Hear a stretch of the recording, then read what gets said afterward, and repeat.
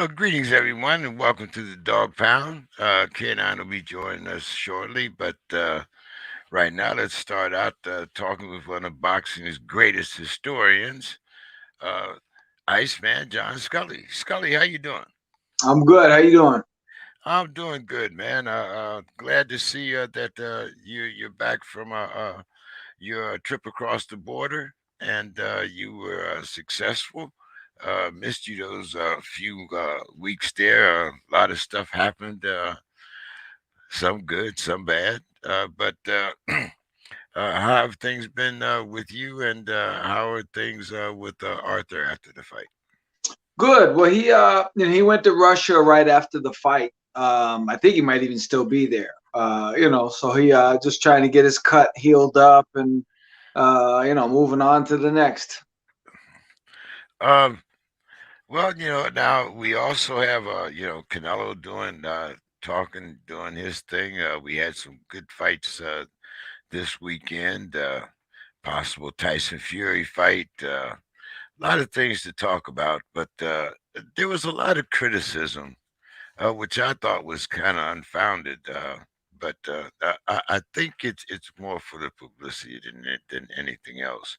Uh, about Arthur's performance, Arthur talking about his age and maybe how he didn't look as good as he had looked in the past. But of course, I really think that a lot of this is about the hype and Arthur's next fight.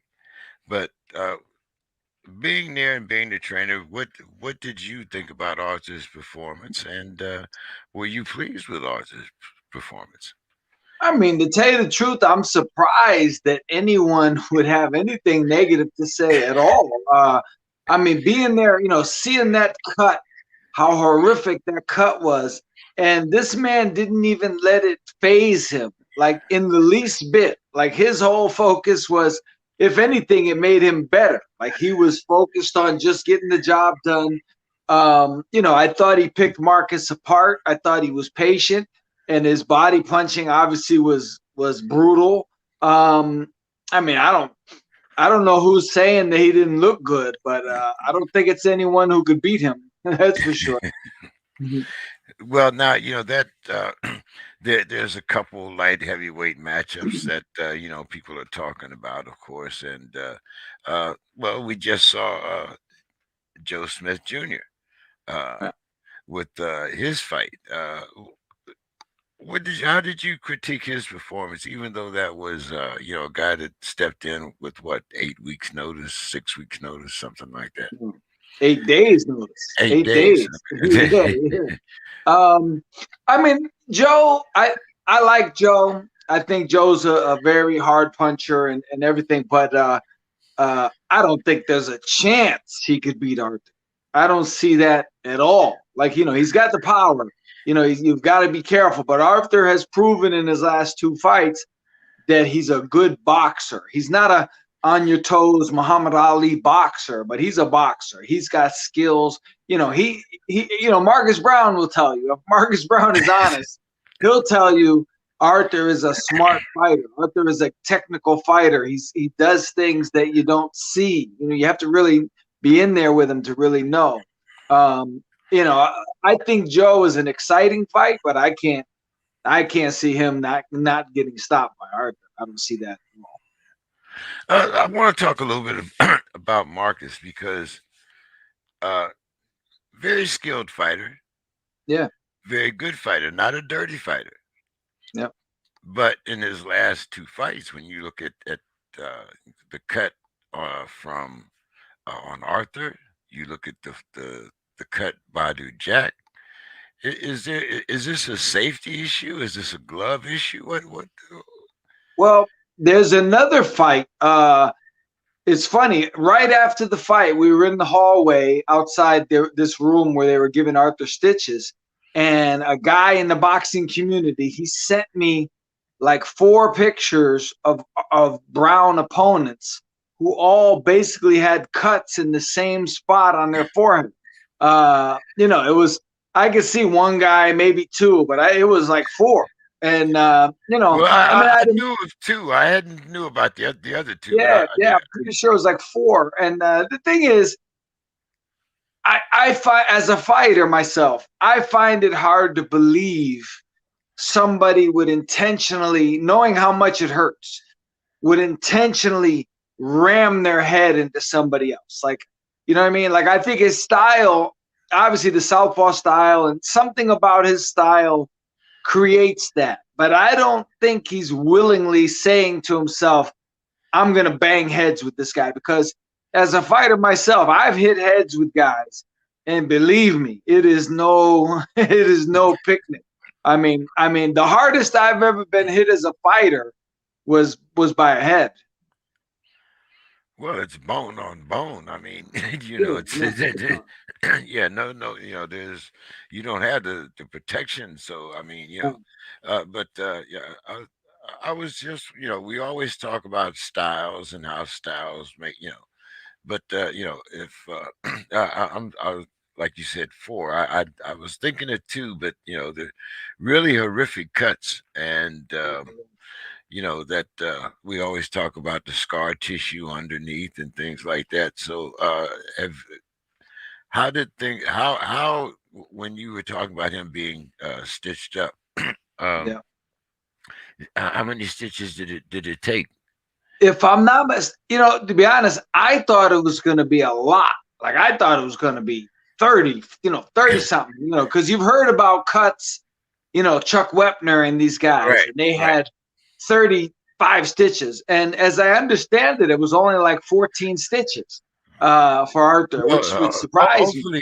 hopefully technology has Yeah, certainly yeah. advanced since Webner. I mean, Jesus Right, Christ. right. Yeah, yeah. It's like, So but I mean, like I say, a stitch is basically a tiny little loop, yeah. and however they adjusted it, but either way, it was a bad, ugly cut. It was something. Okay. Now we saw another gentleman that's been building up his reputation in the light heavyweight, and that's Ramirez, Zerto Ramirez. What do you think about Zerto and his style? Um, I mean, I like all these guys. Like they're a good bunch of guys, but I just feel like Arthur is special, and I think people are slowly starting to realize that he's not just a banger. He's not just a guy coming in throwing punches.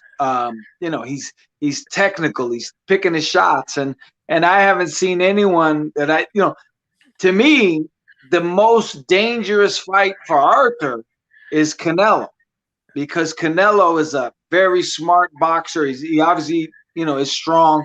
Now, you can't talk about Canelo without the possibility of some artificial means of strength being involved. You got the tainted meat or whatever it is. But whatever the source is, he's a strong guy, but he's also very smart. Canelo is a good fighter. He is a good professional fighter. Uh, Other than him, I don't see anyone that I wouldn't bet the house on with Arthur. Well, what would you think about a Ramirez Smith fight and the winner fighting Arthur? Yeah, that's what I like a lot of fights in the division where guys, Smith against anyone is going to be good. And if you want to get a fight, like Arthur's proven himself as the top dog. Like, he's the best light heavyweight. And Smith, even though he's a champion, he's more of like the guard of Arthur. So if you want to get to Arthur, I could see saying, okay, you got to fight Joe Smith, and the winner will fight Arthur Benavidez. Yeah, now Scully, you mentioned Canelo. Yeah, And but before you went through all of that, the first thing you said was that Canelo is smart. yeah, That alone would tell me that he's not going to fight Arthur. yeah. Well, you know what I've been saying? I'll tell you what. People, like, automatically, we were in the 80s, even in the early 90s, guys didn't get talked about moving up in weight unless they brought it up. Now it's a thing where as soon as a guy wins the title at welterweight, they go, yeah, but he couldn't move up to junior middleweight and beat that guy. And it's he's a totally different weight class. What are you talking about? But now, and there's something fishy about this. I'll go there. There's something fishy about the fact that, you know, guys like Ray Leonard, Tommy Hearns, Roberto Duran, you know, Alexis Arguello, it was a big deal when they moved up 5 pounds to another weight class, wondering if they would carry power with them. Would they be strong enough?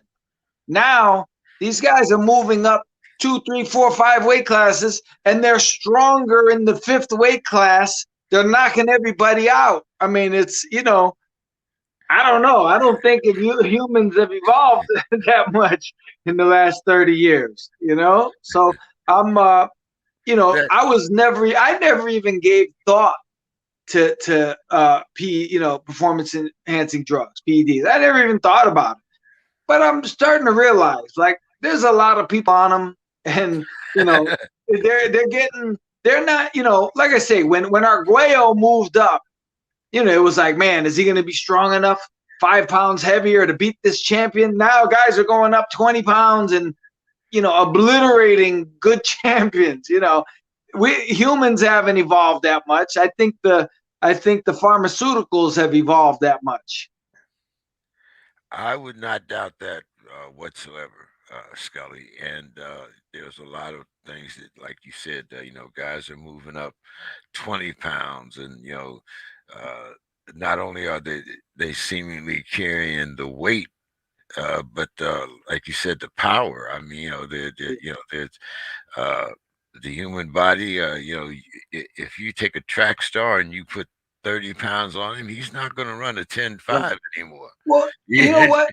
Right. And not just that, but, you know, if you remember, like guys like Leonard, they would go up in a weight class and they would test the class first. They would fight a 10-round fight. These guys are moving up to the number 1 guy in the first fight with no fear. And you're not going to tell me you're more fearless than Hearns and Duran and Leonard, you know, but they have an aid, you know, it's just, it's sickening. It's terrible, but it is what it is. Like steroids is prevalent. I think that's very, very clear. Yes, yes, and you know, it's between the COVID and the steroids. It's kind of hard to almost separate what, you know, is going on in the pharmaceutical world. Yeah. But that is definitely a conversation that I think we should have in boxing, especially among trainers and Yeah. other guys like yourself, you, Bones Adams. There's a couple other guys I think would welcome this conversation. But speaking of Canelo, we now have rumors that he will be fighting Charlo on May 5th, Cinco de Mayo. Yeah. Now, once again, Scully, you know, I got to kind of delve with you here for a minute, because I didn't think uh, that first of all, Canelo could lose that much weight and still be effective. Right. Second of all, I'm thinking that even though it hasn't been announced, that this is going to be a catchweight fight. Yeah. I'm not a fan. But well, I mean, but you see where I'm going here, because like I said, I don't think Canelo can lose that much weight and Right. still. But you know, no matter what the reason is, the catch weight is horrible. Like, you know, for history goes, Canelo will always be able to say he broke down and stopped Kovalev. And everybody will say, yeah, yeah. People will forget that he had a weight clause where Kovalev couldn't gain a certain amount of weight after the weigh-in. Between, you know, Right. that's not right. That's like me saying, all right, Mike Tyson, I'll fight you, but you only use one arm and you can only use the jab. You know, no power shots. And then when I win, and I'm bragging about it for the rest of my life. And people will forget that this guy was like only allowed to use 5% of his arsenal against me. It's not right. I'm the type of guy. I'm still very much a guy who's competitive, and I wouldn't want to win on steroids, right? I wouldn't want to win because I'd always have to wonder, could I have, I want to know if I could beat a guy. I'd rather lose than win on steroids. And the same thing, like if I go and challenge a guy and then say, all right, but you can't gain more than 6 pounds after the weigh-in. Like, what kind of nonsense? That's insanity. And I would hope if he brings that to Arthur, I hope Arthur tells him to go kick rocks. I hope we don't go for that. Now, it's also possible that he might fight someone else, but we all know that he owns May 5th, and that's definitely going to be his date if he decides to fight on that date. But when you look at the overall career of Canelo, and I'm thinking, like since he fought Floyd Mayweather, and the things that have transpired since then. Right. And I understand you wanting to make history. God knows he's made a ton of money, so that's not the problem. But how do you think history will remember Canelo Alvarez?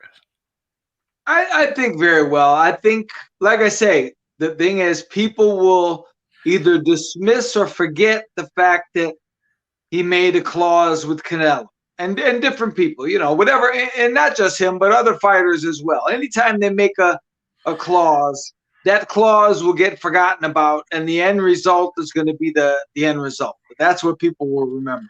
So, his overall body of work, I mean, it is what it is. He's fought a who's who of killers. He's fought some very good fighters, top guys, and he's done extremely well. And he's the best fighter in the sport. And I think history's gonna favor him very well. Now again, if he ever got caught again, because he did get caught, he failed a steroid test. So if he was ever to fail again, maybe, or if he fights Arthur and gets stopped, which I could certainly see happening. But I think Canelo is a very good fighter. There's nobody because one thing I always do remind myself that steroids don't give you skills. If you're a skilled fighter, I can see it. And Canelo is obviously very skilled. Yes, he definitely is. A couple fights we got coming up here. Scully, Gary Russell's getting back in the ring.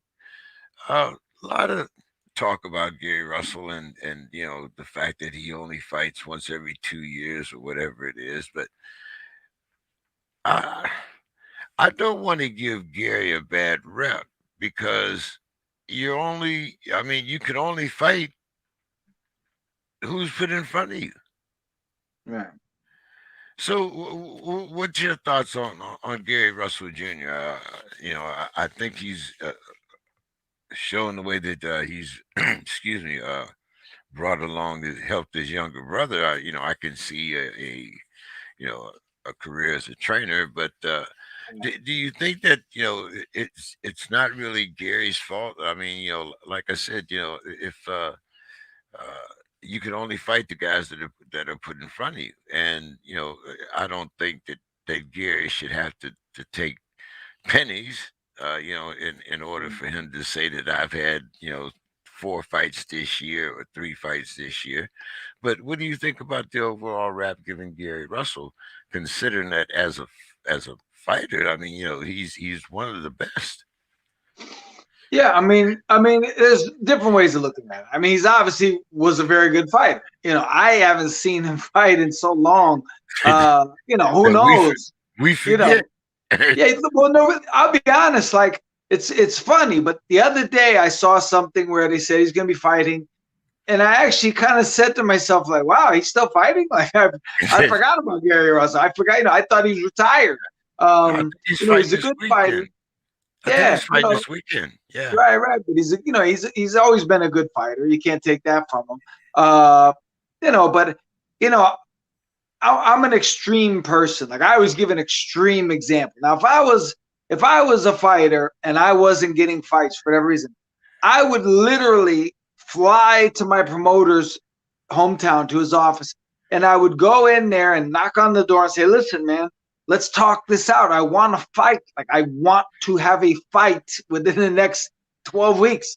I don't even hear Gary really getting an opportunity to even talk about fighting.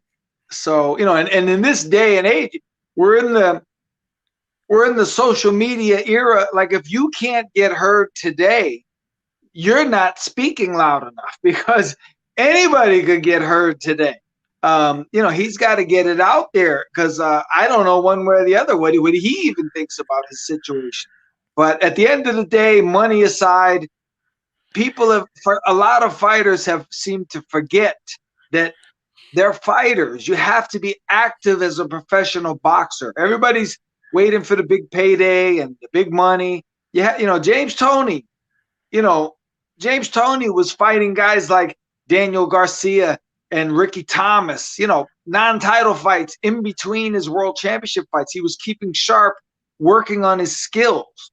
That's why he's in the Hall of Fame, because of that mentality. We don't see that mentality today. Yeah, we do hear a lot of barking, but we don't see that mentality. It does seem to be, uh, a part of old school philosophy. Right. Uh, John, here's a topic that I mean, you've been in the game for a long, long time, and even though I haven't been intimate in the game, I know who Bob Arum is. I've seen the fighters that he signed. Uh, went through the Bob Arum, Don King big blow up, and Don King, I think, was probably the first to bring this up. But today, it seems to me, and I do a political broadcast, so a lot of people know me outside of boxing also. Right.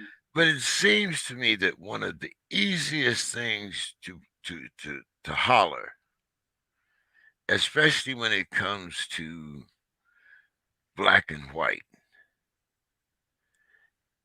that everything comes down to race.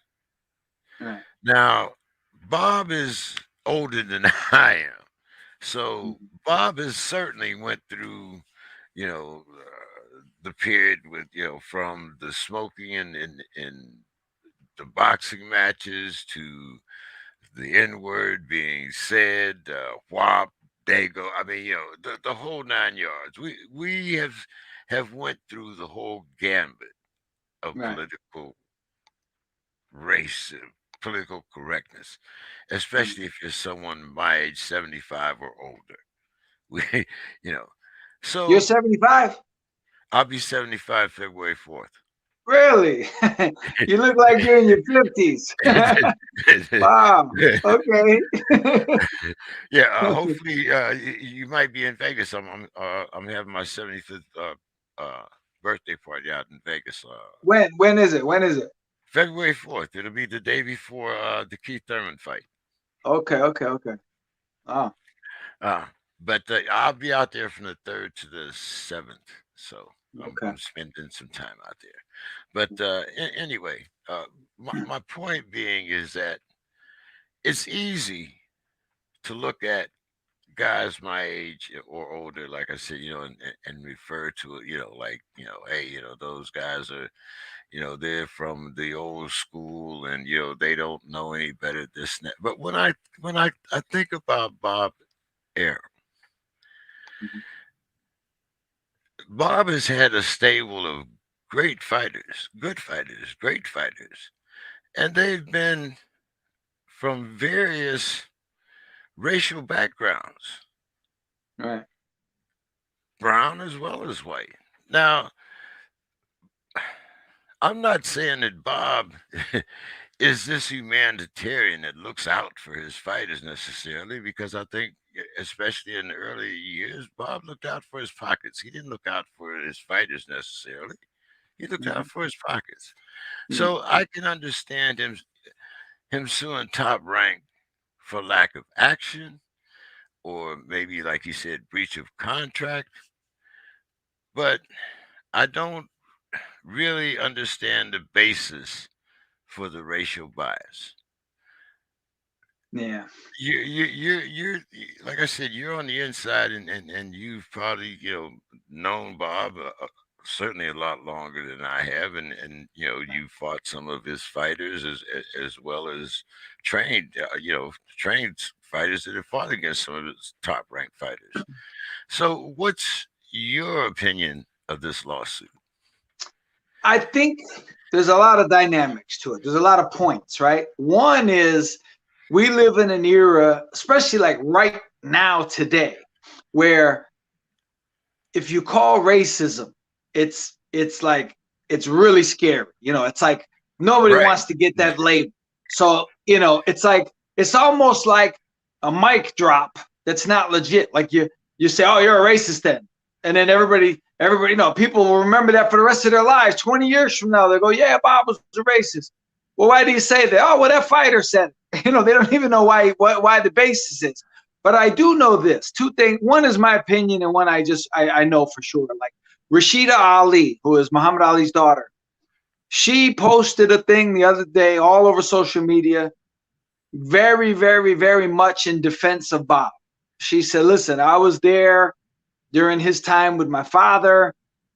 She obviously talked to her father. She knows things that we don't know about." And she said basically, Bob is not a racist. Like, this is uncalled for. This is wrong to throw this out there. Now, here's my ultimately with people with big money. This is my ultimate thing.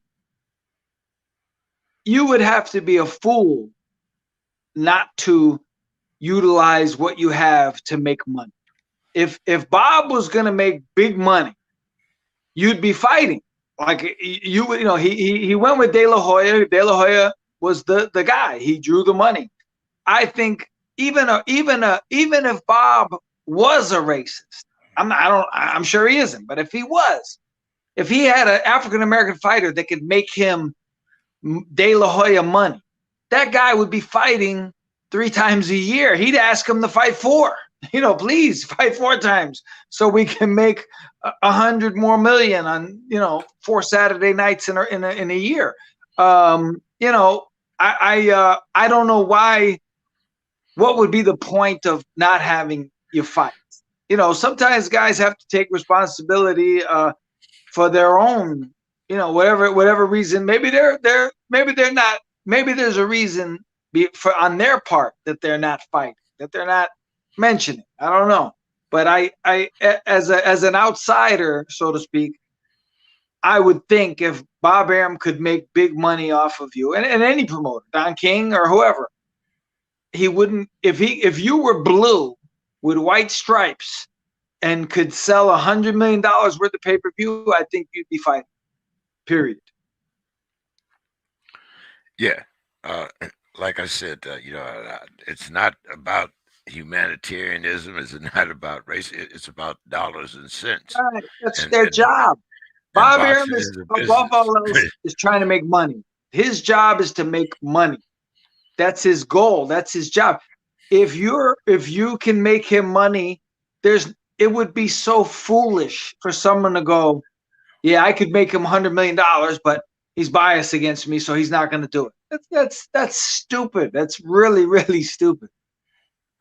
Yeah, I mean, like I said, there are a lot of things that you could probably accuse Bob Arum of, but when it comes to making him doing something, cutting off his nose despite his face, so to speak. I don't. I think Bob's a better businessman than that. Bob's Well, almost He's almost 90 years old. He's been in the yeah. business as long as I've been living, probably. Well, and not just that. If you think about it, I mean, he was working hand in hand with Herbert Muhammad, and by extension, Elijah Muhammad. Do you think the Nation of Islam wouldn't have mentioned that Bob Arum was racist? I mean, they would have brought it up at some point, you know. So if they didn't catch on, then I don't think there was anything to catch. Yeah, I definitely have to agree with you. Like I said, I mean, when I read this, it was like, I don't understand that part. And it it, uh, it just seems to me that it's just being a word that's thrown out there too much. It's almost become like the kid crying wolf. It's like It loses its power. You know, somebody's going to have a real case, and they're not going to be able to use it. They go because people are going to go, oh, here we go again. You know, this guy. You know, I mean, if you're the pay-per-view numbers tell a big story. If you're not drawing on pay-per-view, some of it has to lie with you. You know what I mean? Like if people aren't paying, I mean, he lives in a city of, you know, I'm sure more than 1 million people live in Omaha, you know, and in the state there's however many million.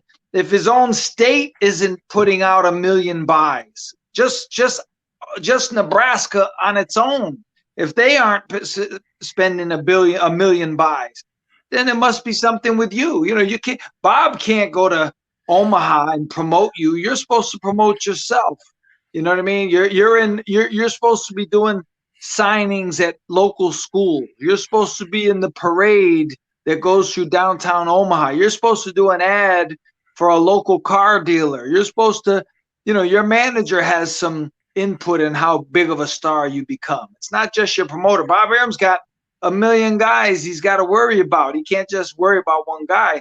Your manager and you. I mean, and me as a fighter, I know how to promote myself. I wouldn't need someone to promote me, especially, you know, in the Northeast, New England and New York. I can promote myself. We live in the most marketable era in the history of the civilized world. I don't even think I've ever heard Terence Crawford speak before. I don't think I've seen him do an interview. That's not Bob Arum's fault. He's supposed to be all over fight news. I mean, look at me and you. We're here talking. People are hearing my voice. You know, they're supposed to hear him talk. He's supposed to be doing interviews 3 times a week on major media outlets. So some of the blame has to major lie with the fighter. major, like you said, whether it be major or whether it be local. Yeah, If he goes to a local gym, if he yeah, distributes food other than on Thanksgiving and Christmas. you know 100%. the social media is a remarkable tool, and we've seen Yeah, guys with lesser talent. I mean, look at Jake and look at Jake Paul and his brother. I right. mean, come on, you you know, 100%. talk 100%. about talk about promotions. We might not like it for the game of boxing, but they put butts in seats Yeah, and they yeah. sell. So, Right, right. uh, couple quick fights I'm gonna ask you about before I let you go. What do you think? Are we gonna see Tyson Fury and Usyk? Um, you know, I don't know. I haven't been reading about it that much with the heavyweights. For some reason, with me, with the heavyweights, I don't read that much about them. I just kind of let them sort themselves out because there's always so much talk and things don't happen. You know, ever since like when Fury and Joshua didn't happen, I thought that was an easy fight to make. I thought it would have been unbelievably huge. And you know, when they bypassed that one, you know, I kind of wait for things to come out in the wash. So I have no idea what's going on with those guys. Um, Canelo Alvarez and Triple G3. I don't have any interest in that. And you know, and I love Triple G. I was a big Triple G fan, but it's almost like with Gary Russell. It's like, man, is that guy still fighting? I didn't even know he was still boxing. You know, and he's old. You know, he's up there. I mean, he was considered getting old. He fought Canelo, and that was Right. that was that was a while ago. You know, people forget how old Triple G actually is now. Yeah, I think they do. Errol Spence, Terence Crawford. Now, Scully, I kind of have a vested interest in this because I've had a torn retina myself Mm, from an accident. I was on my bike. A lady hit me, and my retina folded over, right. and I had to have two operations because it became a black hole. I couldn't see anything out of it, out of my right eye. Yep. And after the first surgery, I could see light and I could see shapes, but there was no clarity. Okay. After the second operation, now I can see limited shapes and I can see color and so forth. But there are certain times when I turn my head that things get distorted or Right. they completely get out of focus. Right. And I am concerned about the vision of Errol Spence. But all that aside, do you think that we're going to see an Errol Spence versus Terence Crawford this year? It it doesn't seem like it. And that's a fight that probably should have happened by now. Uh, people want to see it, but I think it almost is starting to remind me of Mayweather and Pacquiao, where it's going to get to the point where people are going to say, if they fight, they fight. I don't even care if they fight at this point. Like when Mayweather and Pacquiao finally fought, I had lost interest literally over a year earlier. I will say this: I had always picked Errol Spence to beat Chance Crawford. I thought he would.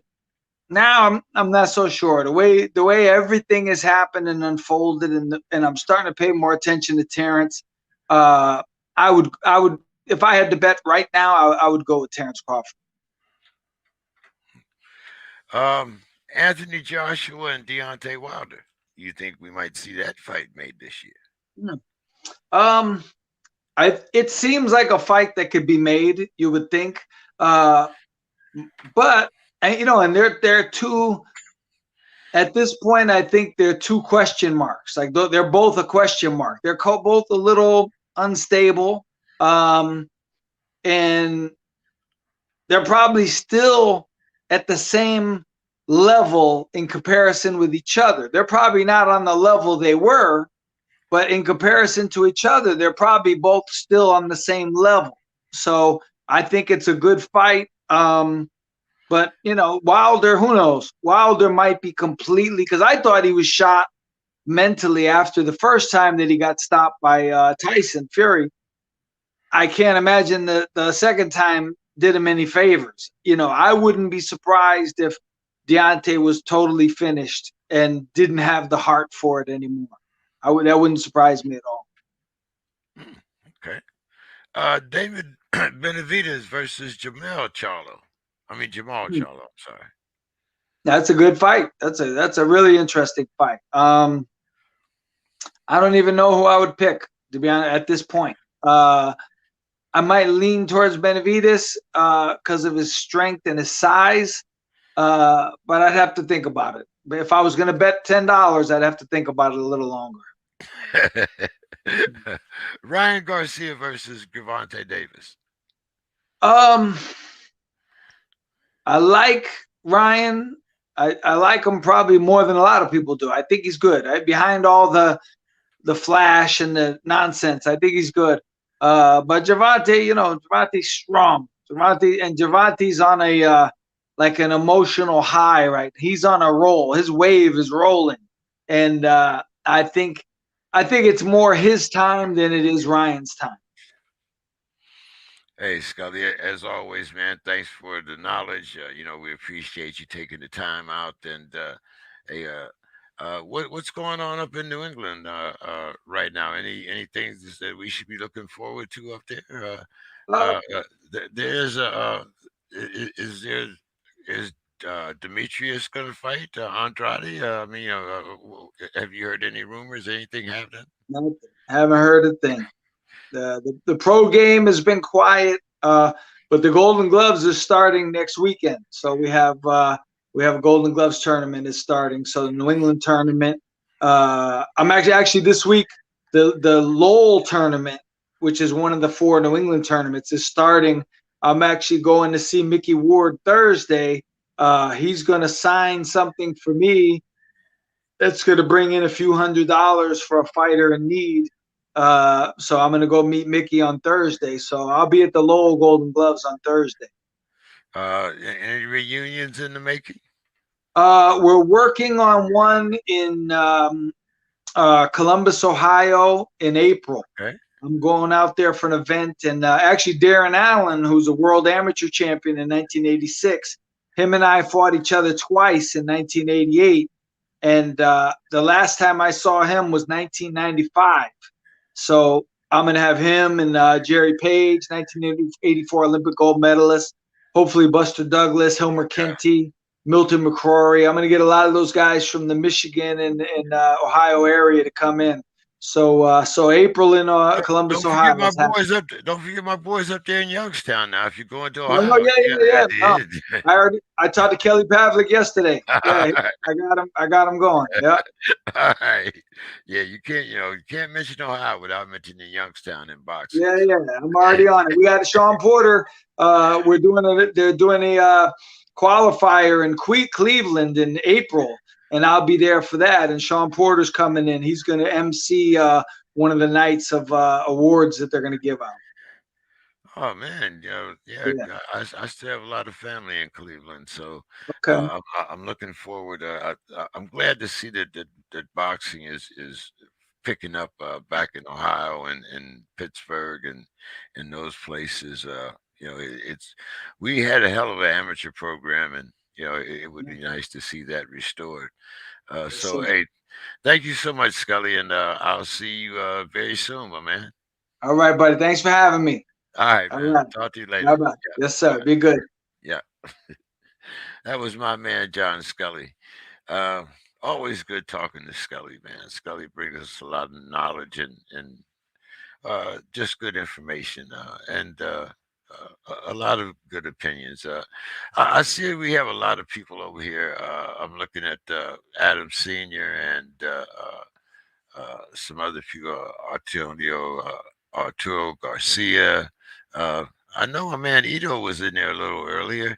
But what do you guys think about Terence Crawford alleging racial bias against Bob Uh, Aram? Excuse me. I would love to see some comments on that. Uh, Still waiting for K9 here. But SB, if any of the if you can get any of the audience on here to come in and answer a few questions or make some comments, that would be good. Um, and speaking of some of those fights I was asking Scully about, there should be a few in there I think that are really interesting. The Benavidez fight, I really like that matchup. Talking about styles make fights, I think that would be a great fight to make. Uh, I don't really want to see a Canelo Triple G3. That's not something that I would want to see. It's not something that I would pay for, and I'm not sure that the fighting public would actually pay to see that unless you had a packed undercard. Uh, so I think the champ is. Do I hear the champ? Is the champ in the building? Yeah, yeah, I come, champ. All right.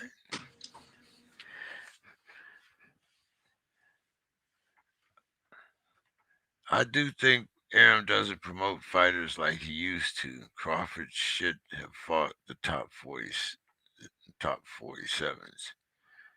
He's an elite boxer. But once again, as I was asking Steve Z, um, how much of this is on Terence Crawford? Um, if you're a hometown hero, I mean, look at some of the things that Muhammad Ali did in Louisville. You look at the things that Marvin Hagler did in Massachusetts. Um, you know, why not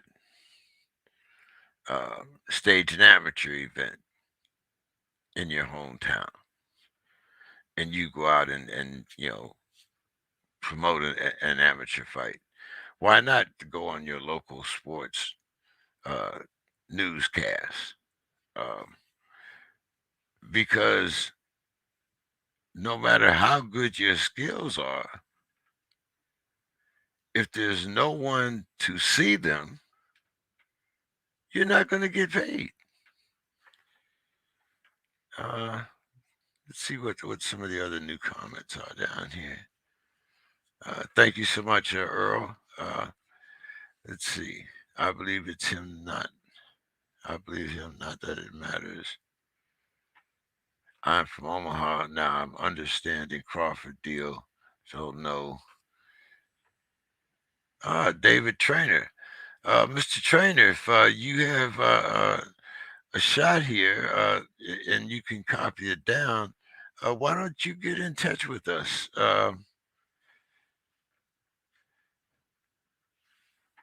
My email is JEKingIII at gmail.com. I'm trying to see if there's, I was hoping there was somewhere I could write it down. What's up, Jay? What's happening, man? What's happening? See, I'm good. all right, well, hey, is my hoodie in the mail? Yeah, listen, you're supposed to text me. I told you got to text me. I forgot. See, you on it right now, ain't you? There you go. Speed down, buddy. That's right. Look here, How man. you been? I've been doing good. But there are a couple of things that I've read this week that really have me What's up, everybody? kind of wondering about what's going on. Okay. And just like Scully has had his dealings with Bob Arum, yeah, I know you've had your dealings with Bob Arum. Oh, man, listen. Bob Arum has been on our show. Yes, that's okay. why. That's why if he wasn't on our show, I would show let him have it. So, I'm looking at this suit by Terence Crawford. Yeah. And as the audience knows, and I said before, I do a political podcast, right, which deals with racism and the different things in our society, from statements by LeBron James and other sports figures. But I think when you start talking about people in my generation and before, like I said, I'll be 75 in February. Bob Arum will probably be 90, I think, or has turned 90. So we come from that age of where, things weren't necessarily politically correct. Yeah. From the smoke-filled boxing arenas, to the N-word, the different, when we talked about fighters from the Dominican Republic or Panama, or other fighters, even when you talk about Germans and Italians, and so. Yeah, SB said fix your camera. Which adjusted. There you go. Okay. Yeah. So okay. I'm gonna ask you, as someone that has dealt with Bob Arum. Yeah. There are a lot of things that you might, like I said, I'm not saying that Bob Arum is a humanitarian, because Bob is a promoter. Bob looks out for Bob. I mean, there you go. Okay. That's right. That's real. That's real. So when you think back, I mean, as Scully pointed out, Bob worked with the Nation of Islam. Uh-huh. Okay, so Wherever the money is at. right. So I get a little leery when black guys start playing the race card. Yeah. So what is your thought on? I mean, the breach of contract Yeah. and all that. We can set that aside. We can put that Okay. over here. Yeah. But what do you think about Terence Crawford trying to play the race card? Well, um, I don't want to just be biased. I actually reached out to his trainer, and we setting up an interview for us to talk. But one thing I learned from Bar Aram is that he can only take you so far. He actually could take you even further. But then once he take you further, then you're gonna be able to count your money. And he don't want you to be able to count your money as a promoter, because then he got to give you more money, if that makes sense. That's why Mayweather said, you know what? I'm about to get out this contract because I know what I'm worth. And I know I can get more money, more money, more money. And I thought he was crazy for paying $1 million to get out the contract. Let me rewind that. He paid $1 million to get out the contract. But then he signed with Showtime and got 20 million. And I said, oh, the man's a genius. And then 50 Cent said he can't read. And I said, oh, somebody else reading for him then. I bet he can count money. So See, there you go.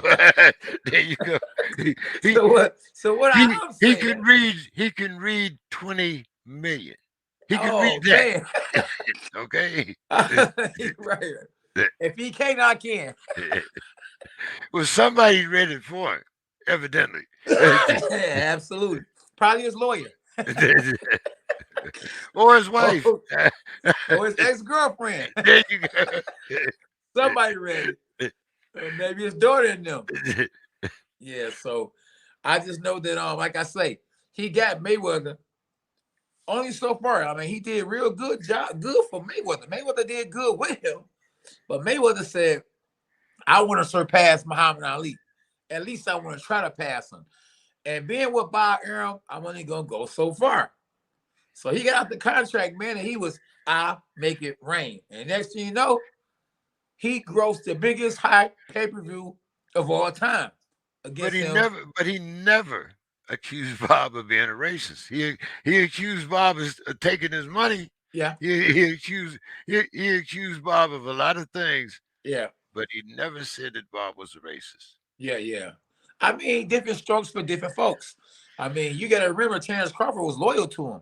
When Mayweather had a chance to get out the contract, he was, beep, he was going like the road runner. But Terence Crawford had a chance to get out the contract, and he stuck and stayed. Yes, So, he I did. mean, to be honest with you, I mean, it's just my opinion. I don't look at him as a racist because just think about what he did for Tim Bradley. Tim Bradley beat Manny Pacquiao, even though Tim Bradley didn't beat Manny Pacquiao. And if I'm not mistaken, Bob Arum has something to do with that. And so I think Bob Arum was trying to get him in a Manny Pacquiao fight, but I just don't think that Manny Pacquiao wanted to fight him. He knew if I beat Tim Bradley and they gave it to Tim Bradley, then if I beat Terence Crawford, they gonna definitely give it to Terence Crawford. So, Manny Pacquiao said, beep, beep. He was going like a road runner too. And he changed promoters and got what? Al Heyman. So Terence Crawford is just doing what they're doing and realizing that it's a lot of money that he is not going to receive because he stuck in state and he re-signed with Bob Arum. But And it is what it is, like you said. A promoter gonna look out for a promoter. A fighter gotta look out for the fighter. At the end of the day, it's gonna be beep beep. I'm gone. You know what I mean? And I had to learn that later on in my career. And thank God I did. If you notice, at the end of my career, I was my own promoter. I didn't. PBC wanted to sign me. I said, beep beep. Nope.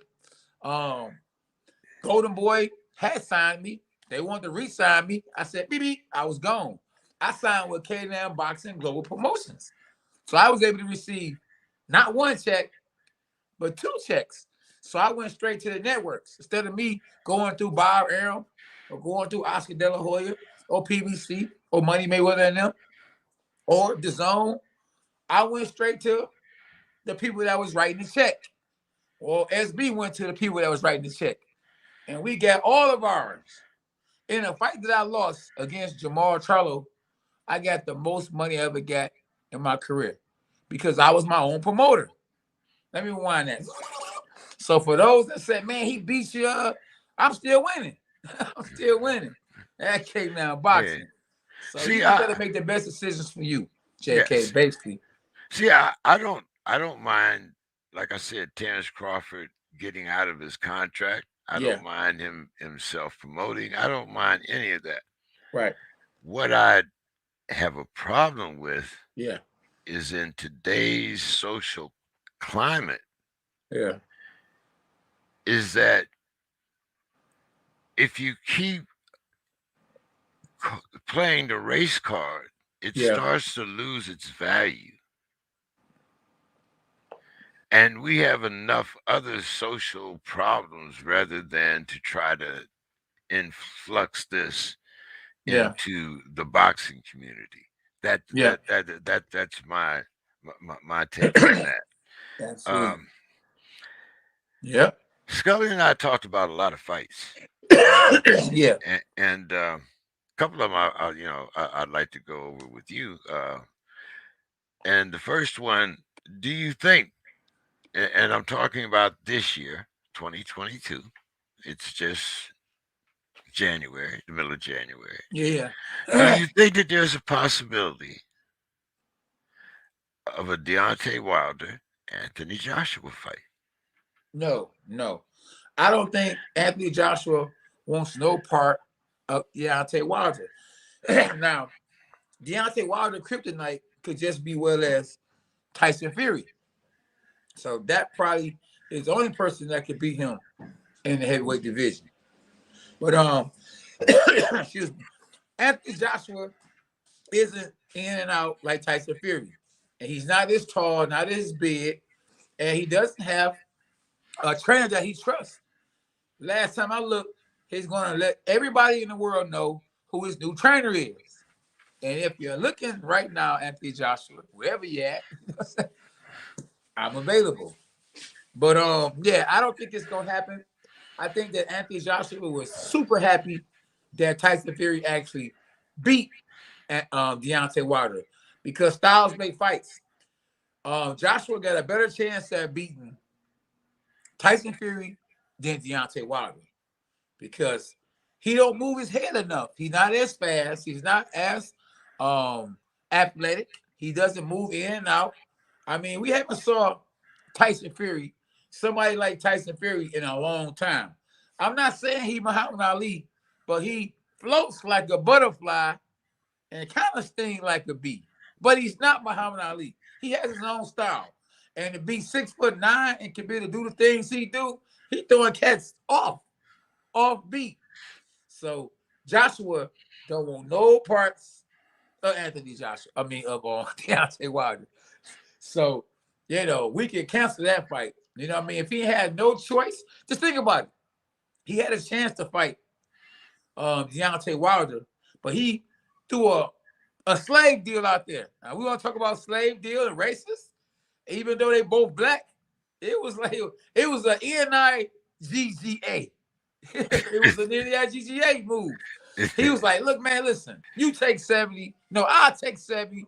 You take 30. And he said, hold on. Last time I looked, I'm 41-0 with 40 knockouts. Let me rewind that. 41-0 with 40 knockouts. But guess what?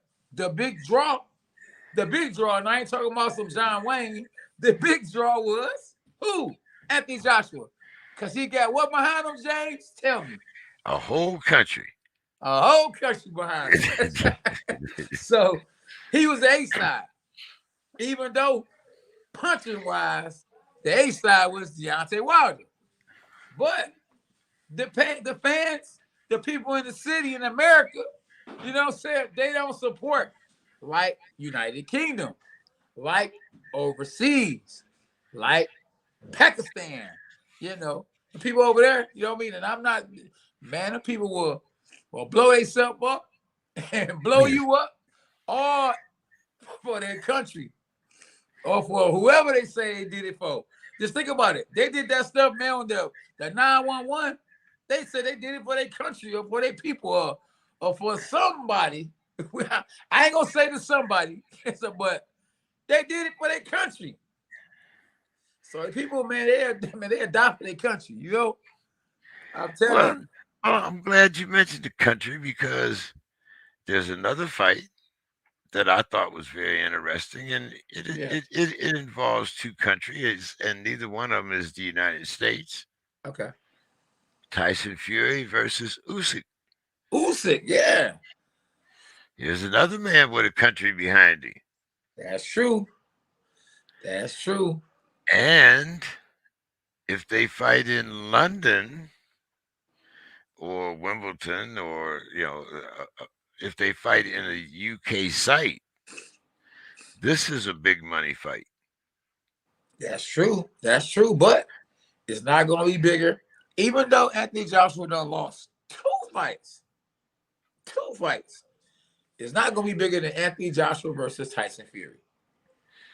But Anthony Joshua hasn't, at least to our knowledge, or any boxing site or any news that I've looked at, Anthony Joshua is not in a big hurry to reach out to Tyson Fury.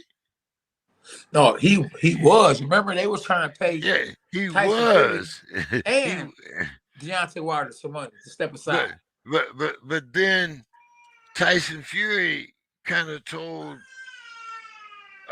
Anthony Joshua the same thing that Anthony Joshua told Deontay Wilder. I'll take 70% and you take 30. Okay. So you know what? To be honest with you, I ain't gonna say he can take that much, but he hasn't never lost. Joshua done lost twice. Usyk, now if Usyk was a big puncher and he was a natural heavyweight and he had a good promoter, somebody that was really pushing him, oh man, then he would be the man. Well, win, lose, or draw, he will be the man in his country. Regardless. He was that. Listen, he was that coming out the Olympics. He was that. But we talk about world champion. You know what I mean? And we talk about a country that's really getting behind you. Like Anthony Joshua, listen, I haven't saw a black man in the sport of boxing as big, but low key as him. He reminds me of the opposite of Muhammad Ali. Wait a minute, hold it now, because there's a guy that was trained by Emmanuel Stewart named Lennox Lewis. Yeah. You know what? Guess what? Lennox Lewis had to actually go out there and beat people up. That's what I'm talking about. To get to where he at. This guy, Anthony Joshua, just won one world title, and he was the man. I mean, you got to remember, though, social media wasn't out like it is now, so we don't know how big Lennox Lewis really was. But we know now that Anthony Joshua ain't nowhere near as good as Lennox Lewis. But look at all of the followers he got. Go look at the social media. Oh, yeah. How many people Tyson Fury is being followed and how many people that's following Anthony Joshua. And he's a black man. Anthony Joshua made more, I believe, in his last fight than Lennox Lewis probably made in half of his career, if not all of his career. Oh, yeah, but who paved the way? Oh, hey, no, I'm just saying, as far as when you talk about skill versus paydays, I mean, if today, I mean, what would Sugar Ray Leonard be worth if he was fighting today? What would Tommy Hearns be worth if he fought today? What would I mean, right. A lot, when you speak of social media and you speak of money. Uh, it, it, it, it's hard to compare the two eras. $1 million back in 1990, Yeah. or even $1 million back in the days when you were fighting. Yeah. That was a whole lot of money. Nowadays, guys are turning down $1 million. Like, that ain't Oh enough. yeah. Yeah. What the hell Yeah. you mean that Hey, ain't hey, enough? JK, that was like what 5 years ago. No, matter of fact, this time is just flying. It was 7 years ago. I was the champ of the world. Yeah, see, You said yeah. back in the day like that was in 1990 or something. Well, hey, I'm a 20s. I'm a 20s baby. well, hey, hey, you got to remember, 7 years ago, I was 60. I was in my 60s. I thought, Right, right. and, Time is flying. yeah, and now, That's right. and now there are days when I actually feel 70. You know Yeah. what I'm saying? So, Yeah. uh, but you're going on here now. Okay, now this is a fight me and Scully talked about. Me and you Yeah. have talked about it. A whole lot of people have talked about it. This is a fight that I really don't want to see, but Yeah. it's a fight that might be made. Canelo Alvarez, Triple G3. Oh no. It is. Oh man. Canelo Triple G fight. Canelo gonna knock Triple G out. This will be the first time Triple G gets knocked out. Okay. But now, there is talk, of course. Canelo owns Cinco de Mayo. Yeah. And there is talk that there's a possibility that he will be fighting Charlo Yeah. December That's 5th. the fight I I mean, want to excuse see. me, May 5th. Yeah, Triple G is past his prime. Uh, I like Boo Boo, but Boo Boo Andrade, he don't fight enough. Charlo, he may not fight as much, but his brother lost. He hasn't. So people want to see, is he the real deal or what? Okay, now we got some questions here, okay? Because once again, this is something that Scully and I talked about, and we were talking about how back in your, I Can you keep hear me? wanting to say, yeah, I keep wanting to say back in Hey, your SB, it day. went mute. SB, because somebody called. SB, SB, what up? I said it went mute. Somebody called me. Hmm. Can you hear me? Yeah, I can hear you. I can hear you. I haven't seen anybody in the queue, but anyway, um, I said talking. somebody called. I don't think you put it on. It's It seems. mute. Can you hear me? Yeah, That's I what I can hear said. you. I can hear you. Can everybody hear K9? I can't hear him. Maybe you can hear me. Can Can you you hear hear me? me? I can hear you. Yes. Yeah, I can hear you. I hear you. You can't hear me? Uh-oh. You can't hear me? I don't think you can hear me. Uh, Seems like K9's having some technical difficulties there. But okay. Can you hear me now? Okay. Uh-oh. Oh, got an echo there. That's it, champ. Can you hear me?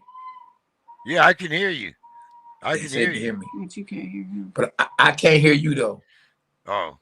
I chin, can't chin, hear chin, you chin. Uh, So. Tell him to good. Go off and come back on. Can you go off and come back on? Okay. How y'all guys doing? It's your boy Cornelius K9 Bundrage. I can hear you both. Okay. Well, but they couldn't hear me. He couldn't hear me.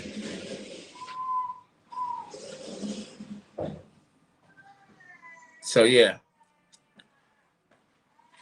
I don't know what happened, but I mean, you should have did that for me, SB. You the one had it. Yo, Jay. Yeah, I can hear you. Okay. Okay. All right. Yeah. Okay. Yeah. Hope nobody else tap in. Okay, so what were you saying now about the Charlo versus Canelo? But let me kind of set this up for you first because Okay. um, we all know that Canelo went up to face Kovalev and he won. And he's been kind of using catch weight rather Okay. than using actual weight.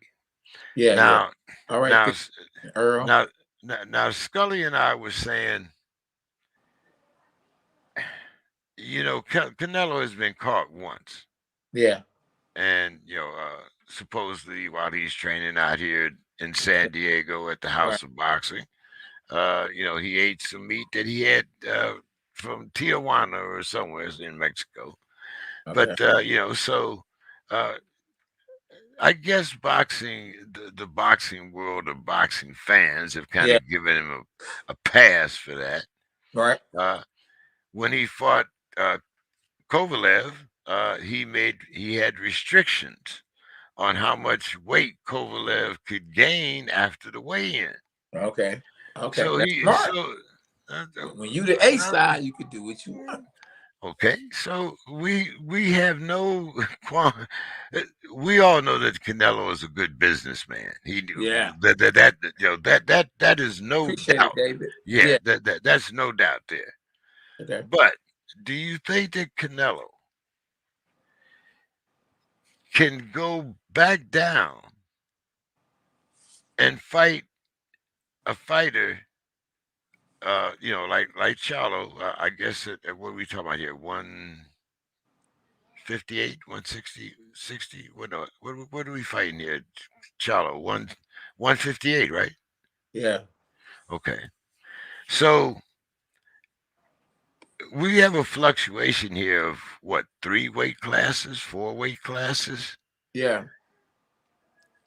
And yet, not only is he able to carry that weight and that power up, Yeah. Pinon, when you were fighting, it was unusual Right. for a fighter to go up 2 weight classes Yeah. because you thought about his power, Yeah. whether or not he'd lose his speed, Yeah.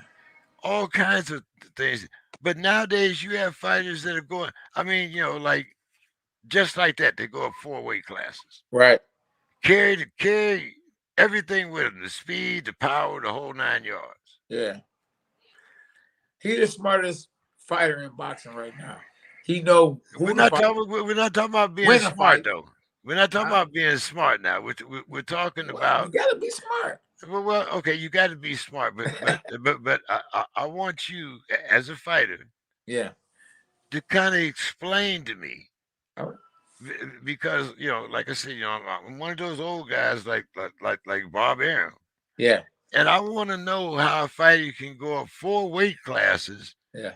take everything with him, Okay. and then all of a sudden drop back down 4 weight classes and still be the Well, same fighter. now hold on. He never said what weight class he's dropping down to. So he's playing Okay, yeah, musical chairs. He's yeah, playing musical chairs. right. We don't I'm know thinking it's gonna what be a chair he catch gonna weight. get in. Yeah, I'm thinking it's gonna be a catch weight. Yeah, it's But no problem. Yeah, because he don't need belts. right, Floyd said it, and it's making sense right but now. Belts but collect dust. right, and Charlo is this is a fight that not only has he won it, but this is a fight that will get him paid. Not that he hasn't been getting paid, but this is a fight that will actually get him paid. Man, listen, Canelo is the lotto. You can you can hit the lotto if you fight Canelo. Kind of like back then when people fought Mike Tyson, they only want to fight Mike Tyson because they was gonna become a millionaire. You get no less than $1 million. When you fight Canelo and you got a name, you ain't getting no less than 5 to 10 million. Now they might make 1 or 2, maybe 3 at the most, but you're gonna get double or triple that if you got a good record, got a good name, and if you fight Canelo. So everybody that cousin want to fight Canelo. He is hot, hot, hot, hot, hot, hot, hot. Okay. And I'm telling you, the only person, it's a few guys I feel like can get him a run for his money. And there's one guy I feel like can actually beat him. The one guy I feel like can beat him is the Benavidez. Right. The one that the Charlo, one. I think Charlo will give him a good fight. I think he's just a little too strong, got a little too much experience for Charlo. Um, I mean, so we gonna find out. You know what I mean? But I would like to see him fight somebody, like a Charlo, or fight somebody like a Boo Boo Andrade. I mean, I wouldn't be surprised if he didn't fight Boo Boo Andrade because Boo Boo isn't as active. But then again, Boo Boo knows how to win. He a southpaw. But we don't know. Some people said that Canelo was gonna fight, or Jake Paul. Jake Paul said that he's in talks with fighting Canelo. So we playing musical chairs. We don't know who gonna sit and what chair discuss business and sign on a dotted line. I'd like to see a Logan Paul canine fight. Woo! I mean, Hey, that's just me now. Logan Paul or Jake Paul? Which one? No, Logan Paul. Logan Paul. Logan Paul. Hey, he a big boy. Listen, he ain't that bad either. I'll He, take that fight against any YouTuber. I'll take it. Floyd got a lot of heart because at the end of the day, when you a little bitty guy and you fight against, anybody, what I mean, especially that's bigger than you and that can fight a little bit, that's a dangerous fight. So Floyd done proved that he got a lot of heart. But he'll take his chances with somebody that isn't a real boxer that's big versus somebody, versus a boxer that's actually big. Because he never would fight me. But he'd go out there and fight somebody bigger than me who's a YouTuber. So you ask him, is you scared to fight? Why was you scared to fight K9? I wasn't scared to fight K9. I fought Logan Paul. He way bigger than K9. So it's a dirty game. It's a dirty game. It's a dirty Yeah. game. What about Ryan Garcia versus Gravante Davis? Ryan Garcia versus Javonte Davis. Javonte Davis stock, dropped a lot in that fight against Isaac Cruz. Ryan Garcia stock dropped because we don't know if he in rehab. We don't know if he gonna retire. Canelo said, man, if he got serious, he'd be okay, but he ain't serious. So both guys stock done hit the flow. So what's gonna end up happening is they're gonna have to fight each other because nobody just believes that Javonte Davis is unstoppable now. Because his last fight, he ain't look like Lil Mike Tyson. And Ryan Garcia, we don't know if he gonna get married, if he done got married, if he about to get a divorce. We don't know if he coming or going. We don't know if he want to be a YouTuber. We don't know if he want to fight. So it's all up in the air. That division was really hot. That division was super hot. But the best didn't want to fight the best. And man, Cambosis, he shocked the world. He shocked the world when he beat Teofimo Lopez, the boogeyman in the division, who nobody seemed to want to fight. Now everybody moving up, they moving down. They don't know if they were. All of a sudden, out of nowhere, where's Gary Russell? He about to fight. And he was missing for a long time.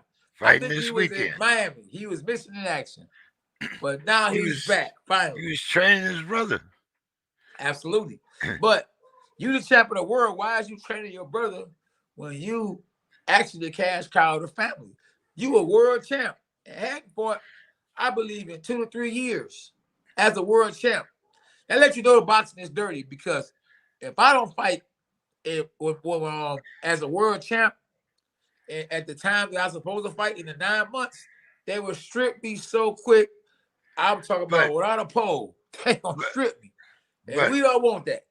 So I had to fight Charlo even with a bruised rib because I was being threatened that if I didn't fight him, you get your belt snatched. I mean, it's a dirty game, bro. So I was forced in situations, even when I fought against Grady Brewer, I was forced to take that fight. If I was gonna get dropped off the contender, it was like, they put pressure on me. I panicked. And one thing I learned is don't panic because it's for you. If God for you, who can be against you? I'm glad you mentioned Cambosis. Yes. What Word about on the him? streets. What about him against Devin Haney? That's You word think on the we'll streets. see that? I talked to his trainer. They supposed to be about to make that happen. You I talked to talked to his trainer who yesterday. who's trainer? Cambosis or Haney? No, I talked to Devin Haney's trainer. Okay. Yeah, yep. Now the alternate fights, if we don't see Cambosis Yeah, versus Haney, yeah. what about Cambosis versus Lomachenko? Uh-oh. Can't hear you, champ. You can't hear me again? Can you hear me? Hello? Hello? Yeah, you froze now. You're frozen.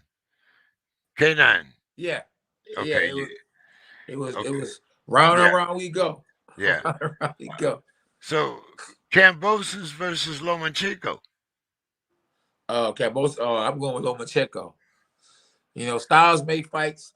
I think Teofimo Lopez did not prepare as if he was fighting against a killer. If he was in there with Javonte Davis, he would have brought the best out. He fought Cambosis and he didn't even really train for him like he should have trained for him. Cambosis was like, I'm about to fight Teofimo Lopez. Teofimo Lopez was like, I'm about to fight Cambosis. And he shocked the world. Upset of the year in 2021. All right. Now we all know that we want to see Errol Spence versus Terence Crawford. Yes. We know we want to see that fight. Break your neck. Yes. But just in case that fight doesn't happen, what about Errol Spence against Boots? Ooh, that's a dangerous fight. Because to be honest with you, even though Boots is good, Errol Spence will be going backwards. He hasn't proved anything yet. He is a good fighter, but he hasn't won a world title. You know, he hasn't made $1 million yet. You know, he needs that big fight. Kind of like Keith Thurman. Remember Keith Thurman was just saying that Errol Spence, you know, wasn't big enough. He hadn't won a world title. Now Keith Thurman is on the outside looking in because he lost his title. And now Errol Spence is saying, what goes around comes around. What comes around goes around. You know what I'm talking about? Yeah. So it is what it is. But I wouldn't take that fight. Let Boots go out there and fight somebody else, you know, and win him a title. And then when you come to the table with something other than you just a good fighter, then they can both make money. Boots and Ortiz are the future of the division. And if I was them, I wouldn't rush trying to get up there because I really don't think that he has the experience to beat an Errol Spence, especially if Errol Spence's eye is 100% healed and fine. He doesn't have the experience, I believe, to beat Terence Crawford. You know, but I mean, you know, one way he could beat them is them not getting up for him, or if they forced to fight him, and they, you know, they looking this way and not that way. You know, I'm looking what's in front of me, not behind me. I look through the rearview mirror. That's just to see if the police coming. If they ain't coming, I'm speeding to the race line, to the bank. So it is what it is. For sure. David Benavidez versus Jamal Charlo. David Benavidez. Oh yeah, that'd be a good one. I be getting both the guys mixed up. Is it Benavidez or Benavidez? Benavidez is the guy that I believe that could beat Charlo. But Benavidez, that'd be a good fight. I want to see actually if I can't get the Charlo versus Canelo, give me the Benavidez versus Jamal Charlo because they've been going at each other. They've been clowning each other. So give me either one. What I do want to see in 2022 is the best fight the best. If the best fight the best, the UFC won't have a chance to compete with boxing. But the best don't fight the best, you know, and because they spoil. You know, you can fight a bum and make $2-3 million. So why should I even fight anybody that can actually take my O away from me? Why the UFC fighters, you know, can be super fighters, super champions with a whole country behind them, and then they get crumbs compared to boxers. That's why, man. Listen, UFC, they doing a good job at marketing, but it's just not enough promoters. And so since it's not just enough promoters, there's only one promoter. He's taking all the money. He's the Don King. Dana White is the Don King of the UFC. But Dana White don't own the UFC no more. But he worked for him. He works he's for the him, face. but He's he's the the face. face, He and he writes the sold. checks. He's no, he don't write the checks. How you know? He don't. How you know? Because of the contract that when he sold the company, he still remained the face of the company, Thank and you. he's still. But there He are writing the contracts, buddy. Trust me.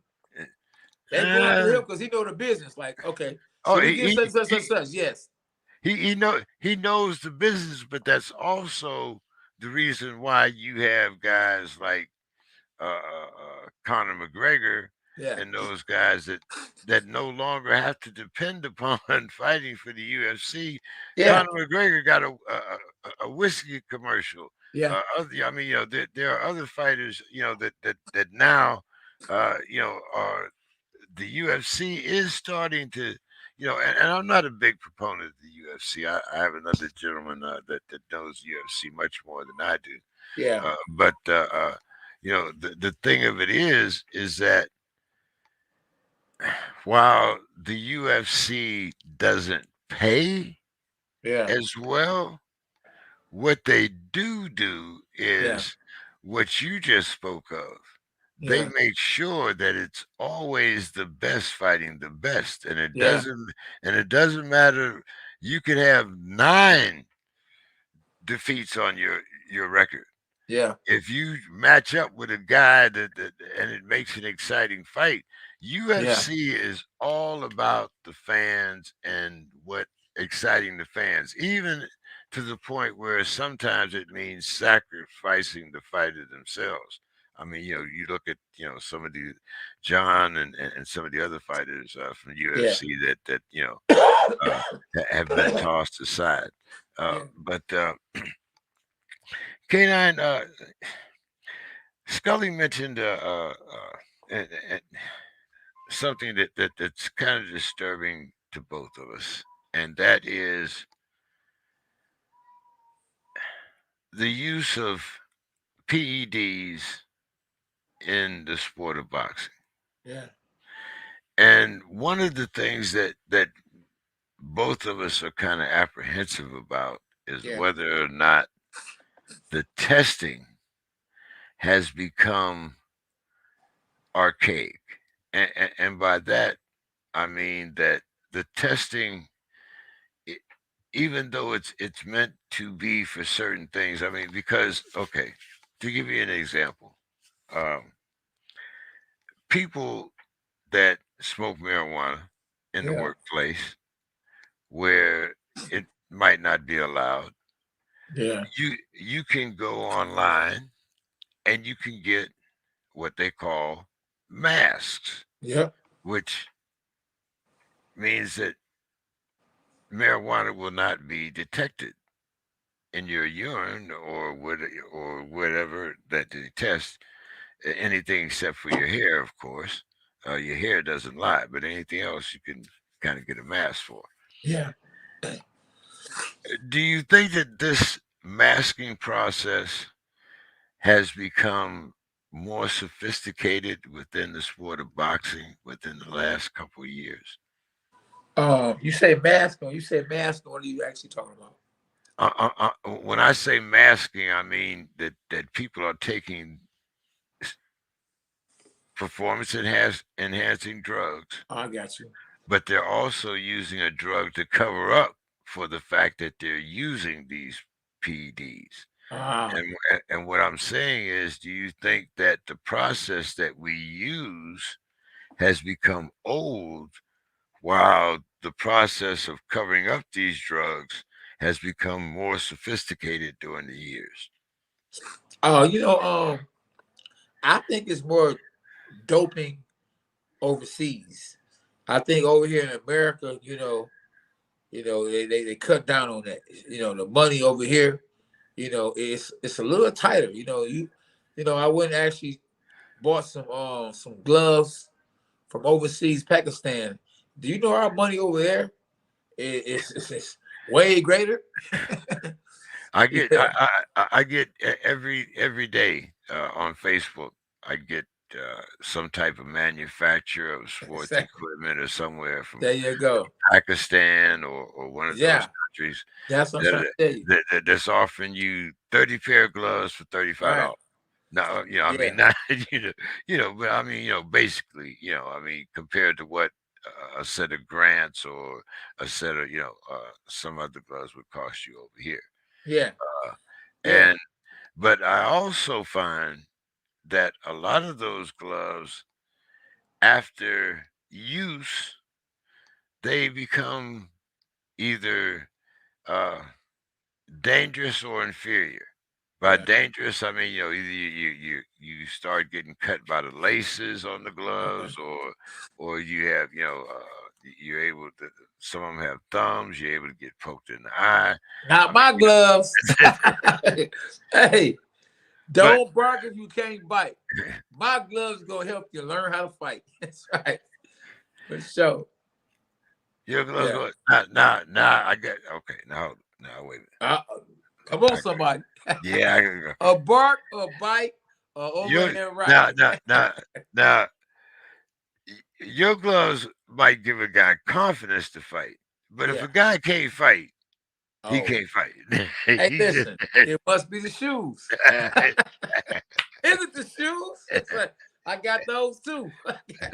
hey, Go but to what? www.k9boxingfitness.com. So And, if and, it's and what about our little guy that you say he won the silver gloves or yeah, something? he did win the state silver gloves. He's actually advancing to the nationals because he went to the regionals and his opponent didn't show up. Word on the streets is because he was overweight. So we have the opportunity to go to the nationals. So we gonna see if DJ can make the weight, and if so, he can go to the nationals. If not, we gonna pass on it because he is still growing, and we don't want to put him through, as a young man, messing with his growth, trying to lose weight when he's actually probably growing, still growing in his sleep. You Oh, know, no doubt. How old is he? 13. Oh yeah. He's definitely out. Gonna put on some baby fat if nothing else. Right. So you know, Absolutely. We use K9 boxing gloves, John P. He talking about some. What do you use? K9 boxing gloves, champ. We use those. The pause. We use the pause. And I ain't talking about something like this. yeah. These right here. Yeah. Shout out to El Toro. Like I said, he's up early in the morning listening Yeah. to us. Yeah. Uh, Shout and out to everybody, man. Everybody that tapped in. Everybody. JP, John Paul. We ain't talking about Jake Paul. John Paul in the building. David, Harry, Adam Senior, and everybody else that's in the chat. We got Vinny back in the building. yeah, Vinny's back in the building. I was trying to see what Henry J was Linwood saying in the about building, Andy Ruiz. huh? Yeah, David. Yeah, yeah. So yeah, it's all love, man. It's all love. Uh, so K9, Yeah, it's time for K9's corner, man. man. K9's corner, my favorite part of the show. Well, one of my favorite parts of the show, and I want to talk about more money, more money, more money, more money. Word on the streets is they about to get a stimulus check back out. So y'all make sure y'all take that money and y'all do what's right with it. Okay. A young lady got her first stimulus check, and if you go look on my channel, she got robbed for her stimulus check, and right now it's up to six She hundred thousand views. It was crazy. Don't she be trying live to in pimp the system, huh? she live in Detroit. I don't know if she lived in Detroit. It was a video I did. She might have stayed in San Diego. She, uh, she but might have stayed but in if Chicago. if she stayed in San Diego or Chicago, then she should have known to wait until a safe time to cash her check. Yeah, yeah, Evidently, she had a lot of bravado. I mean, it's like back in the day, yeah. you walk out of a check cashing joint, counting your money, and Right. you expect Yeah, to get home with it. yeah. Come on, I come and on, look, son. I don't know. It seemed like the video she might have actually, staged it. So we don't really know if it was actually true. She didn't look like she was trying to get her money back. So they could have did that for clout. I don't know. I know I didn't have no. I would have no parts of it. You know what I mean? I just was like, oh man, shame on that person who took that money. Oh, I'm just saying like more money, more money, more money. Oh, you froze up on me again, man. What's up? What's happening? Oh man, Oh, there more you go. money, more money, more money. Right. But yeah, man, listen. Boxing is paying like never before. It's the Oh, wait a greatest minute. sport in the world. Hold on. And Before you go through Chaos Corner, I got to ask you one question because Clarissa Shields is fighting in the UK. And do you want to comment on that before or after you go through Canines yeah, Corner? absolutely. So I just want to say, man, listen, do the best for your family when you get that money. Don't go out there buying jewelry because a lot of people want to be rappers, even though they ain't rappers. They want to act like they're on the phone with their money. You know what I'm saying? Take care of your money, man. Don't go get robbed on Facebook Live. Do what's right, man. Do what's right. Take care of your family. You can sow a seed. Somebody, saying in need, that's really in need. You know what I mean? Evaluate it. You see somebody on the corner that's been on the corner every single day, go look and see if they're really homeless. Some people actually are really homeless, but some people are actually pimping or macking or getting over. I'm just saying, man, more money, more money, more money. Invest your money. I mean, keep God first. He come first. Whatever you put on your heart that He bless you with, money with, or whatever you do, what's right with it. And you can follow me, JK, at K9 Boxing on Twitter. I'm on Instagram at K9 Boxing. I'm at www.k9boxingfitness.com if you want to get some merch. And your sweater is coming, bro. I hope you text me so I can remember. And JK, when you ain't on a dog pile, when you ain't on www.k9boxingfitness.com without having to purchase one of those because you are part of Team K9, where can they find you at? Hey, you can find me on Facebook right there, JEK3. Yeah. You can find me on uh, YouTube, Yeah. LinkedIn. I'm all over, all under JEK3. Yeah. We talk boxing, we talk a little politics, we talk sports. K9, I'm hoping that your boys, those Lions, can get back on track for Yeah. next year. You know, Please. uh, you know, Please. you got some talent over there. Hopefully it'll be able to be shown much better Yeah. next year. Yeah. So I'm looking forward to that. But I do want to mention you had went out on me there, but Clarissa Shields is fighting in the UK. Yeah. Uh, any comments on that? Yeah. Holly Holmes was saying that, she's the only person that was able to do two different sports, boxing and MMA, successfully. And I thought that she was taking a shot at Clarissa Shields.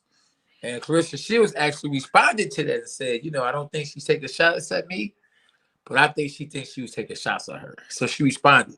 And I said, you know what? I thought she might have been taking shots at you too. But then I thought about Tyrone Woodley. So, it is what it is. I think she's the GOAT, the greatest woman fighter of all time in the boxing ring. In a boxing ring. I don't think nobody's better than her. In her day, for sure. I would have loved to saw her in Layla Ali. I would love to saw her and Ann Wolf. And but the women she ended up fighting against now even the girl Savannah Marshall who beat her in the amateurs. That was the amateurs. I think after she beats and defeats her opponent, we gonna have her versus Savannah Marshall. Maybe on pay-per-view, hopefully on a undercard of a Tyson Fury versus Anthony Joshua. And she go whoop that trick, whoop that trick. And that's her song. So I'm not calling it Savannah No Trick in that. That's just a song. You know what I'm saying? So I don't want you guys to blackball them. Like that one guy did on his little channel. They was, man, K-Don, he did Emmanuel wrong. And I'm like, man, what is he talking about? He don't even know me. Oh man, look. But it is what it is. Look. Joe Heron. There you go. Joe Heron. Yeah. Fake ass Joe Heron. Come on, somebody.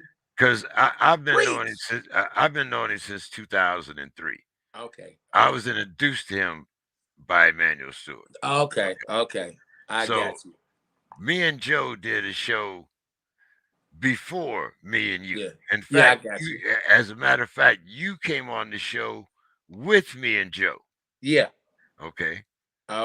And if Joe had something to say to you, yeah, he should have said it then. Come on, somebody. Right now, as far as I'm concerned, Joe Heron is a coward and a pussy. Man, come on, somebody. Okay. Dog pound talk. Let's go.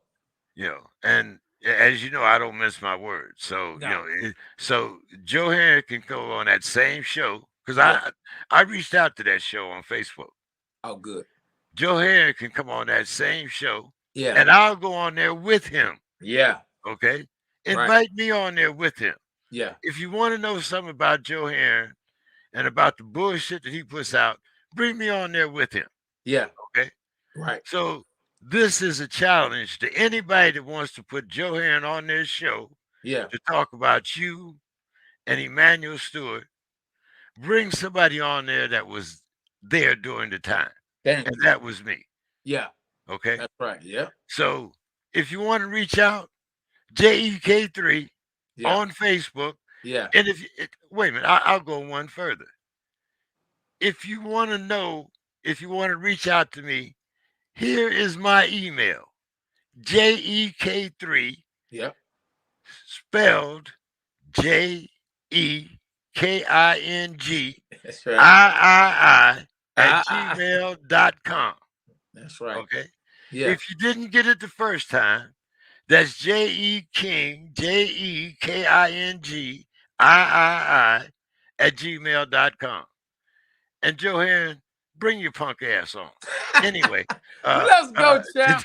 Anyway, you got me a little heated there, champ. There you go. I'm sorry for going off. Oh, it's all right. Listen. I apologize. It's getting hot here. I apologize to the audience. Oh, you can. Well, there you have it. Hey, another one. But I tell you what. Hey, down goes Terence. There's a lot of dog here. 75 or not, bring it. I'm ready. I don't care. So, K9, hey, you brought out the hood. You brought the hood out in me. I'm sorry. So yeah, I appreciate you, man. Peace out, man. Oh yeah, peace out, man. Listen, he just got knocked out like Woody. All right, good night, everybody. All right, JK.